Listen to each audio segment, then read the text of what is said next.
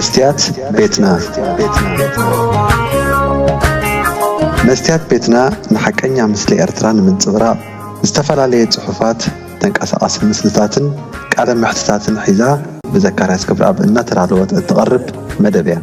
اب إرترا بساتلايت اب دغ بمنجد محبراوي مراخبيتات مس مستيات بيتنا زلخم كبرات تخاتلتنا كما يتوعلو لسان هكدف جيدون موسى آرون بقدم تمالي بمنجد فيسبوك أبيلو سئلي منستر تعنا إرترا أمينة نور حسين دحر مزرقحو بزحسب سنبيدو نيرو هو بحقون زا سنبدي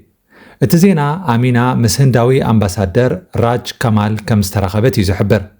أمينة إرتراويت مغابي زبلنا له مخنيات كلتيهم دوم بالكساب سئنو نكأي نابلو أبزل على سلطان مهلاو ባህታ ስለዝፈጥሮ ሎሚ መራሕቲ ህግደፍ ሎሚ ዕድመ 80 ኣርኪቦሚ ዜናታት ህግደፉን ብናይ ሓዘንን ቀብርን ዜናታት ዝተዓብለለና ኾነ ይመጽእ ኣሎ ኣሚና ኑር ሕሴን እተመሓድሮ ሚኒስትሪ ጥዕና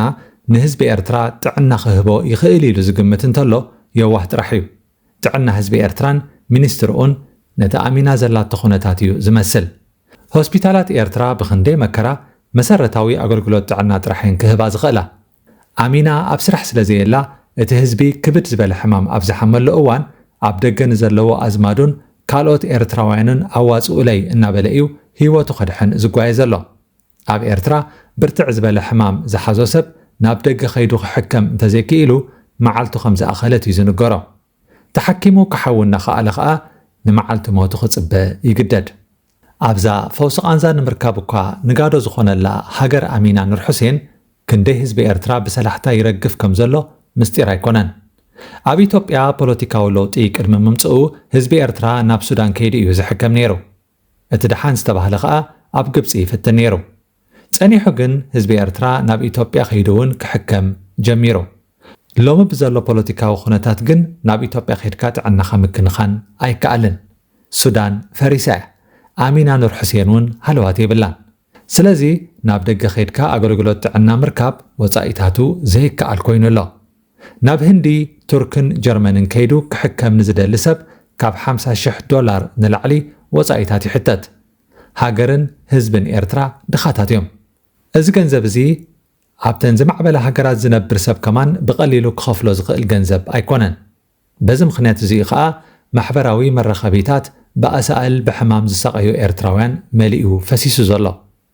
ህዝቢ ንመን ከም ዝሕግዝ ዓቕሉ ጸቢብዎ ነቲ ናይ ሓጉዝኒ ጥርዓን ከይፈተወ ርእዩ ከም ዘይረኣየ ይሓልፈሎ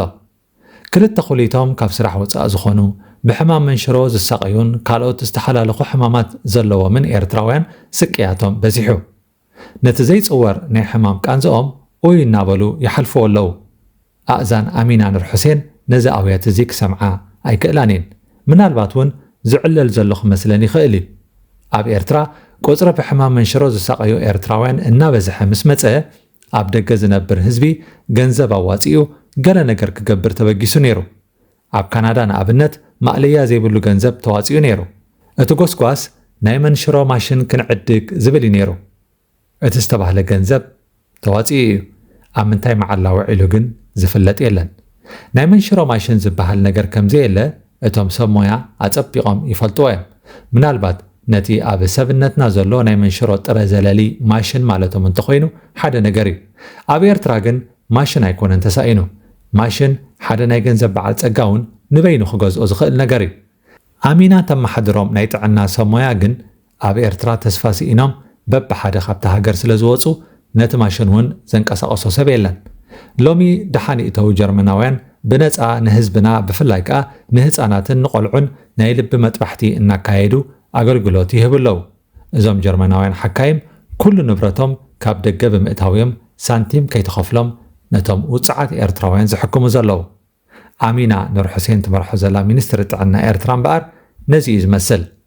ኣብ ኣፍሪቃና ዘለዉ ላዕለዎት ሓለፍቲ ኣመና ካብ ምሽምጋሎም ዝተላዕለ ኣስማቶም እውን ዝዝክሩ ይመስሉን ሮበርት ሙጋቤ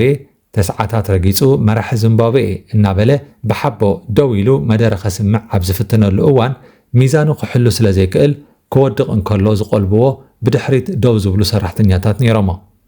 ናይ ደቡብ ሱዳን መራሒ ኣብ ዝቐረባ እዋን ኣብ ቅድሚ ካሜራ ሽንቱ ምቁፅጻር ሲኢኑ ንሃገሩ ሕፍረት ከም ዝሸመተላ ኸኣ ኣይርስዓን ደርገፍገፍ እናበልካ ክሳብ ዕለተ ሞትካ ኣብ ስልጣን ምህላው ባህርያት መራሕቲ ኣፍሪቃ እዩ ንባዕልኻ ከቢድ ክንክን ዘድልየካ ሰብ ከመይ ኣቢልካ ናይ ሃገር ሙሉእ ሚኒስትሪ ጥዕና ትኸውን የደንፁ እዩ ኣብ ከምዚ ዕድመ ኣእምሮ ወዲ ሰብ ክዕርፍ ጥራሕ እዩ ዝግብኦ ምክንያቱ ለውጢ ከምፅእ ኣይክእልን እዩ ሓደስቲ ሓሳባት ፈጢሩ ፀዓት ብዘለዎ ቅልጣፈ ክንቀሳቐስ ኣይክእልን እዩ ምስ በልዐ ድቃስ ጥራሕ እዩ ዝረኣዮ ምክንያቱ ተፈጥሮ ከምኡ ስለ ዝኾነ ኣንጻር ተፈጥሮ ተቃሊሱ ዝተዓወተ ሰብ ከዓ የለን ምናልባት ኣብ ሃገርና ጽቡቕ ናይ ጥዕና ምሕደራ እንተዝህሉ ብዙሕ ኣይም ተዛረብናን እቲ ብኣሚና ዝምራሕ ሚኒስትሪ ጥዕናና ግን ዘለዎ ሃለዋት ኣዝዩ ኣሰካፊ እዩ ሃገር ብምልእታ ናብ ቅለቱኒ እዩ ኣእትይዋ ዘሎ ሕጂ ኣሚና ምስ ኣምባሳደር ናይ ህንዲ ተራኺባ እንታይ እያ ክተፍሪ እቲ ኣምባሳደር ብዙሕ ስራሕ ክህልዎ እዩ ምክንያቱ ብዙሓት ኤርትራውያን ናብ ሃገሩ ኸይዶም ብገንዘቦም ክሕከሙ ባይታ ከጣጣሓሎም እዩ ምኽሪ ክህቦም እዩ ቪዛ ከዕድሎም እዩ ሆስፒታላት ከምርፆም እዩ እዚ ንሃገሩ ብዙሕ ናይ ወፃኢ ሸርፊ ሒዙ ዝመፅእ ናይ ጥዕና ቱሪዝም እዩ ሃገራት ሎሚ ንወፃእተኛታት ኣብ ገማገም ባሕረን ሓንቢሶም ንኽምለሱ ጥራሕ ኣይኮናን ዝዕድሞኦም ጽፉፍ ናይ ጥዕና ኣገልግሎታት ብምቕራብ እውን ይስሕብኦም እየን ህንዲ ሓንቲ ካብኣተን እያ ካብ መላእ ዓለም ዓመታዊ ክሳብ 700,000 ዝግመቱ ሰባት ናብ ህንዲ ኸይዶም ይሕከሙ ኣብ ኤርትራ ግን ካብቲ ሃገር ናብ ደገ ኸይዱ ዝሕከም እምበር ናብ ኤርትራ መፂኡ ዝሕከም ወፃእተኛ የለን ናይ ህግደፍ ፕሮፓጋንዳ ንሕና ዘመናዊ ህንፃታት ወይ ከተማታት ኣይኮናን ነፀብቕ ንህዝብና ማሕበራዊ ፍትሒ ኢና ከነረጋግፅ ንሰርሕ እዩ ዝብል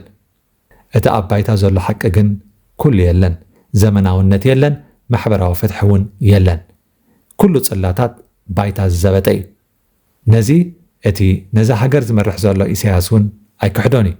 ኣብ ነፍሲ ወከፍ ቃለ ምሕትቱ ከይተሰከፈ እዩ ዝገልጾ ሚኒስትሪ ጥዕና ሓደ ካብቶም ዝወደቑ ጽላታት እዩ ኣብ ሆስፒታላት ኤርትራ እቲ መሰረታዊ ጽሬቱ ዝሓለወ ናይ ዓይኒ ምድሪ ኣገልግሎት እኳ ኣይርከብን መድሃኒትን መሳርሒ ሕክምናን እውን ከምኡ ህፁፅ ሓደጋ ኣጋጢሙካ ቀልጢፉ ዝረዳእካ ናይ ኣምቡላንስ ኣገልግሎት ዳርጋ ዘይሕሰብ እዩ ሓለፍቲ መንገዲ ሕማቕ ሪኦም ብመኪንኦም ኣልዒሎም ወይ ተሰኪሞም እንተዘየብፂሖምኻ ዕምርኻ ትሓፅር በዚ ምክንያቱ እዚ ከዓ ኣብ ኤርትራ ንኣሚና ኣሚኑ ሕክምና ክገብር ዝደፍር ሰብ ዘየለ ሆስፒታላት ኤርትራውያን ኣብ ህንዲ ቱርክን ጀርመንን እየን ዝርከባ እቲ ጉዳይ ናተይ ናይ ጥዕና ናይ ዘይጥዕና ጉዳይ ኣይኮነን ምክንያቱ